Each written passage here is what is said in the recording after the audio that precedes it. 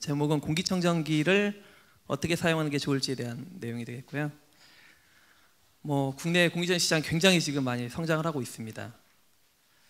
그런데 과연 공기청정기 효과가 있나에 대해서 굉장히 많은 의심을 하시거나 불신을 하시는 경우가 굉장히 많은데요. 저희가 이제 그 이유에 대해서 하나하나씩 좀 짚어가면서 앞으로 어떻게 공기청정기를 써야 효과적으로 사용할 수 있는지에 대해서 좀 말씀을 드리도록 하겠습니다. 언론에서 이런 게 많이 나옵니다. 실제로 사용해봤더니 별 효과가 없다라는 게 많이 나오게 되고요.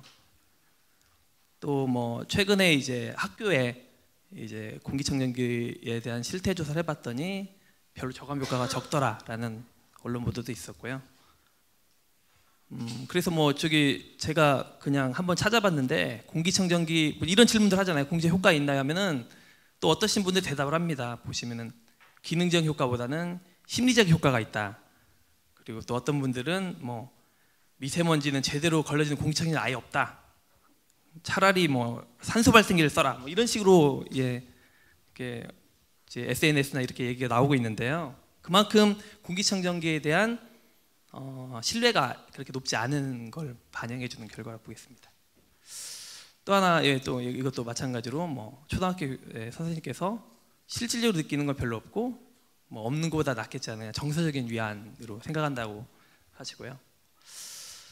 공기청정기는 보시면 이렇게 필터와 팬으로 구성되어 있습니다. 여기서 이제 그 집진부에 해당하는 이 필터가 미세먼지를 잡아주는 역할을 하게 됩니다. 근데 결론부터 말해서 공기청정기는 먼지를 잡아주는 장치입니다. 지금 저희가 시중에 사용하고 있는 공기청정기는 먼지를 원패스로 한 90에서 95% 정도 제거하는 필터를 쓰고 있습니다. 그럼 이제 왜 문제가 되는지, 그래서 내용 보시면은 이게 필터식이 있고 전기식이 있고 복합식, 기계식, 습식, 음이온식이 있는데 지금 대부분 사용되고 있는 거는 필터식으로 보시면 되고요. 다른 방식들은 거의 사용되지 않고 있습니다. 필터식으로 보시면 되고, 이것도 같은 원리고요. 장점 여러 가지 이제 방식별 장단점이 있는데 지금 현재 필터식이 제일 많이 쓰이고 있어서요. 필터식은 장점은 높은 집진율, 아까 말씀드린 95% 정도의 높은 집진율을 갖고 있고, 그 대신 이제 압력 손실이 발생할 수 있고 필터 교체 관리가 필요하다는 것이 문제가 될 수 있고요. 탈취 필터 같은 경우는 입자 필터보다 약간 성능이 좀 떨어지는 좀 단점이 있습니다. 이게 실제로 필터식 공기청정기에 들어가는 큰 먼지 잡아주는 조대 필터, 이거를 전처리 필터라고 하는데요. 그리고 이런 기능성 필터 말고 이제 헤파 필터라고 해서 아까 미세먼지를 한 95% 정도 잡아주는 필터가 있고요. 이게 활성탄 필터라 해서 유해가스를 흡착시키는 필터가 있습니다. 공기청정기 관련 규격은 지금 우리나라에서 가장 활발하게 지금 적용되는 규격이 한국공기청정협회의 카카 CA 마크 규격이 되겠습니다. 그리고 국제 규격으로는 미국의 암 규격이라든지 최근에 이제 중국 시장이 커지면서 중국의 GB 규격이 많이 이용이 되고 있습니다.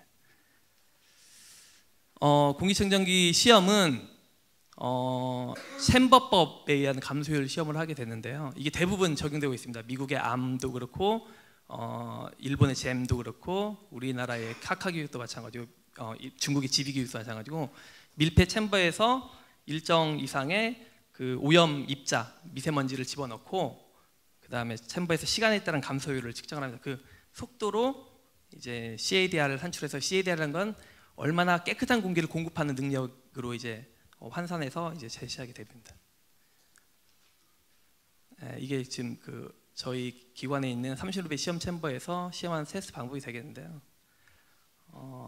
지금부터 이제 왜 과연 공기청정기가 실제로 효과가 없어 보였나라는 걸 좀 말씀을 드리겠습니다. 공기청정기는 보시는 것처럼 밀폐 챔버에서 테스트가 진행됩니다. 굉장히 작은 방입니다. 일반 공부방보다 좀 작은 방에 30큐빅미터니까요. 실제로 4평 정도 되는 작은 방에서 완전히 밀폐된 곳에서 보시면은 먼지를 집어넣고 시간에 따른 감소율을 측정하면 됩니다. 그러면 이게 이제 익스포넨셜에서 마이너스 k 값으로 이렇게 decay rate를 구할 수 있는데요. 이 decay rate에 이 최적을 곱하게 되면 이 CADR이라고 해서 공기청정기를 공급하는 풍량으로 표현이 됩니다. 5cmm, 10cmm 이런 식으로 풍량으로 표현되고요.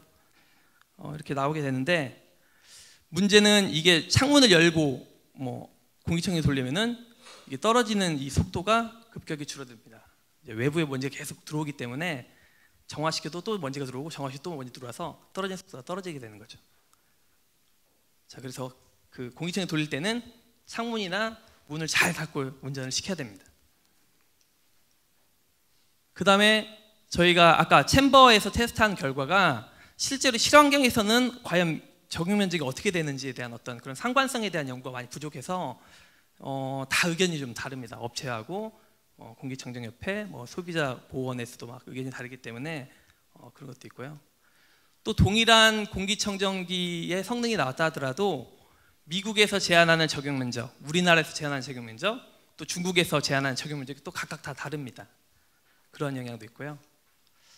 그 다음에 제일 중요한 건 공기청정기 우리가 알고 있는 성능은 최대 풍량 조건입니다. 근데 실질적으로 저희가 그 설문조사를 해봤는데요, 대부분의 사람들은 자동 운전으로 하거나 아니면 중풍 단계, 중간 단계로 대부분 운전하고 있어서 공기청정기 성능의 뭐 70% 또는 50% 성능으로 운전을 하시면서 생활을 하십니다. 그러니까 10평 공간에 10평짜리 공기청정기를 쓰고 있지만 사실은 5평짜리 공기청정기를 계속 돌리면서 쓰시고 있기 때문에 제 성능이 안 나올 수 있는 거죠. 그 다음에 또 하나, 아까 앞에 똑같은 제가 그림을 하나 넣은 이유가요, 저기 보시면 여기 이게 전처리 필터인데 전처리 필터에 지금 먼지가 엄청 쌓여 있는 거를 손으로 이렇게 긁어내면서 보여주고 있죠. 공기청정기는 집진 효율도 중요하지만 처리 풍량이 굉장히 중요합니다. 공기청정기의 성능은 집진 효율 곱하기 풍량입니다. 집진 효율은 아까 95%였잖아요. 그것이 제가 아무리 좋은 필터를 써도 100%로 되는 것 말고는 방법이 없습니다. 5% 이상 향상시킬 수 없지만 풍량을 1에서 2로 늘리면 공기청정기의 성능은 2배 이상 늘 수가 있어요. 그런데 전처리 필터를 이렇게 관리하면 어떻게 됐어요? 풍량이 반으로 줍니다. 공기청정기 제 성능을 아까 자동으로 돌리고 2분의 1 줄었는데 거기에 또 전처리 필터 이렇게 관리하면 또 풍량이 또 들어서 또 줄어듭니다. 그래서 공기청정기 제 성능을 거의 뭐 4분의 1 이하로 운전시키면서 먼지가 저감되기를 바라는 거죠. 그리고 저희가 이제 실환경 평가 지금 미세먼지 국가전략 프로젝트 사업단 과제로 좀 진행을 하고 있는데요. 2개 아파트 대해서 진행을 했는데, 하나는 한 11년 된 아파트가 되겠고요. 하나는 올해 2월에 지금 입주한 새 아파트가 되겠습니다. 뭐 여러 가지 시험 방법을 하기 위해 뭐 입자 발생 위치라든지 공기청정기 위치, 사람의 호흡 위치 이런 걸 좀 결정을 해서 진행을 했고요. 보시면은 저희가 사용한 게 약 10 정도에 해당하는 공기청정기입니다. 원래 챔버에서 테스트한 그 성능이. 그런데 좀 오래된 아파트, 기밀도가 좀 떨어진 아파트에서는 한 70%에서 외부 농도가 높아질 때는 한 60% 수준으로 떨어졌고요. 반면에 이제 기밀도가 좀 우수한 아파트 같은 경우에는 기존의 원래 공기청정기 성능의 90% 수준 정도로 나오는 걸 알 수 있습니다. 그래서 저희가 규격 초안을 만들어서 지금 앞으로 협회와 같이 규격화할 예정이고요. 다시 한번 정리를 해드리면 공기청정기가 시험법에서, 기존의 시험법에서 1이라는 성능을 나타낸다면 외기 한 11년 된 아파트에서는 외기 농도가 낮을 때는 한 70%, 높을 때는 한 60%, 그다음 기밀도 고수한 지금 새 아파트 같은 경우는 한 90% 수준을 나타내고 있어서 좀 열악한 조건에서는 원래 그 저희가 구입하는 공기청정기에 한 1.6배 이상을 써야 그 챔버법에 해당하는 성능을 실환경에서 나타낼 수 있다는 걸 좀 보여주고 있습니다. 또 하나 재미있는 건 이렇게 테스트를 규격을 만들면 저희가 공기청정기를 하나 썼을 때와 2개 썼을 때 하면은 2개 썼을 때가 원래 1개 썼을 때의 2배 효과가 아니라 보시면 2.3배에서 2.5배 효과가 나오는 걸 알 수가 있습니다. 그 이유는 10이 6으로 줄었으니까 2개를 쓰면은 6이 12가 되는 게 아니라 원래 이론적으로는 20까지 나와야 되잖아요. 그게 12가 아니라 14, 15까지 될 수 있다는 걸 보여주는 겁니다. 뭐 이건 그다음 거리별로도 뭐 저희가 실환경에서 측정해 볼 수 있을 거예요. 그 지금 일반적으로 주택에서 미세먼지 PM2.5 농도는 많은 연구들이 뭐 되고 있는데 대충 이 정도인 것 같아요. 외기가 1일 때 내부는 0.7에서 0.8 정도. 이것도 평균 0.66 나왔죠. 그러니까 외부 농도가 100이면 내부는 70에서 한 60 정도라고 보시면 되겠습니다. 저희가 실제로 저희 서울에 있는 공덕동에 있는 아파트 저희 연구원에 4명의 가족이 살고 있는 집 실제로 테스트해봐도 마찬가지로 보시면은 이게 녹색이 지금 외기 PM 2.5 농도고요. 그 다음에 이 파란색이 이제 실내 농도입니다. 저희가 어떤 액션도 취하지 않았어요. 공기청정기도 가동하지 않고 환기장치도 돌리지 않고 했는데 거의 그대로 외기 농도를 따라갑니다. 그리고 PM 2.5의 대부분의 소스는 요리하거나 아니면은 바깥 외부 공기가 들어오는 거라고 보시면 되겠어요. 외부 공기가 들어오는 건데 한 70% 수준으로 나오는 걸 확인할 수 있고요. 여기 이제 저희가 이제 그 요리할 때 후드 켜고 아까 자연환기 시키면서 후드 켜는 액션을 꼭 취하도록 하고 공기청정기는 저희가 한 적용 면적이 한 2배 되는 거를 사용을 하는데 뭐 평소에는 낮은 운전 모드로 하다가 뭐 이벤트 때 이제 좀 그 적용 면적에 해당하는 거 아주 높을 때는 그 적용 면적 한 1.5배 수준 정도로 하는 그 운전 조건으로 이제 돌려봤는데요. 보시면은 이게 이 초록색이 외기 농도가 되고 이 파란색이 내부 농도가 되는데요. 공기청정기를 돌리고 이렇게 요리할 때 나오는 급격히 올라가는 먼지를 후드하고 자연환기 시킬 때 보시면 이나울레이션 한 0.1 그러니까 0.7에서 0.1 정도로 이렇게 관리할 수 있다는 걸 좀 보여드리는 거고요. 이거를 하루 종일 사용을 해도 보시면 지금 이게 공기청정기 소비 전력입니다. 10에서 17 정도 왔다 갔다 하는데요. 이거 평균을 내보면 10.8 정도 나옵니다. 한 달을 풀로 사용해도 755 정도밖에 안 돼서요. 공기청정기를 뭐 계속 켜놓다 해서 이렇게 소비 전력 걱정을 많이 하시는 분들이 많은데 사실 공기청정기는 굉장히 저소비 전력의 가전제품입니다. 그 형광등 하나보다도 작은 소비 전력을 가졌기 때문에 장시간 사용한다 해서 걱정을 하지 않으셔도 될 것 같습니다. 그다음에 또 아까 재밌는 거는 지금 이 공기청정기가 한 10cm 정도의 공기청정기인데요. 아까 그 주방 후드하고 자연환기만 시켜도 이 오염된 먼지를 이렇게 떨어지는 거를 저희가 공기청정기 성능 시험과 같은 그 표현해 보면은 CADR이 아까 8.9 거의 공기청정기에 맞먹는 성능을 주방 후드와 자연환기로 충분히 얻을 수 있습니다. 그래서 고농도 미세먼지가 요리할 때 나오면 후드하고 자연환기 시키는 게 가장 적절한 방법이라는 걸 또 알 수가 있습니다.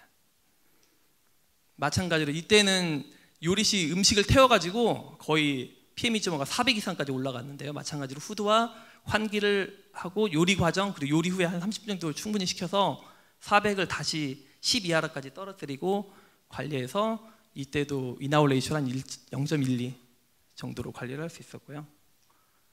또 다른 케이스는 이날은 이나울레이션이 0.7 유지하다가 새벽부터 공기청정기를 켜고 이제 보시면 그대로 쭉 떨어지는 걸 볼 수 있죠. 실환경에서도 공기청정기가 이제 성능 이렇게 나오는 걸 볼 수가 있고요.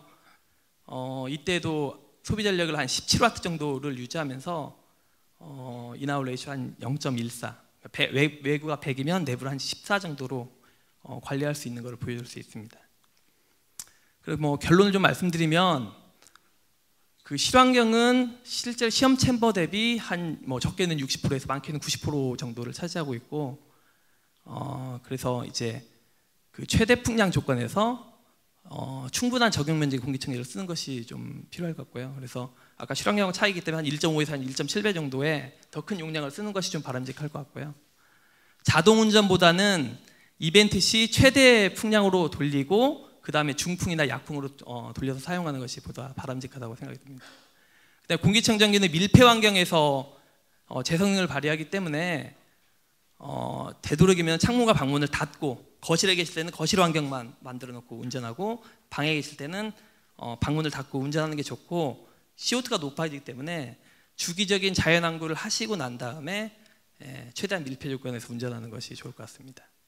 그다음 아까 말씀드린 전처리 필터 관리가 잘못되면은 풍량이 급격히 떨어지기 때문에 재성능이 안 나옵니다. 그래서 전처리 필터를 잘 청소해 주는 것이 매우 중요하고 헤파 필터도 뭐 좀 여유가 되시면 6개월에 한 번 교체해 주시고 안 되면 1년에 한 번 정도는 바꿔 주시는 게 좋을 것 같습니다. 그다음에 주방 요리는 아까 주방 호드와 자연 환기가 가장 효과적입니다. 공기청정기. 왜냐하면 공기청정기는 그 오일리한 파티클이 달라붙으면 필터 그 눈을 막아서 필터 수명이 떨어지기 때문에 그럴 때는 되도록이면은 이제 그 주방 호도와 자연환기 시켜주는 게 가장 좋을 것 같습니다. 그 마지막으로 공기청정기를 쓰시면 뭐 저희 부모님도 마찬가지예요. 잘 안 트십니다. 그 전기료가 많이 나갈까봐. 근데 잘 아시겠지만 공기청정기는 굉장히 그 저에너지 소비형 가전제품이고 하루 24시간 사용해도 한 달에 1,000원 정도밖에 안 나오기 때문에 되도록이면 그냥 24시간 환기할 때도 쓰시면 좋을 것 같아요. 예. 이상으로 발표를 마치도록 하겠습니다.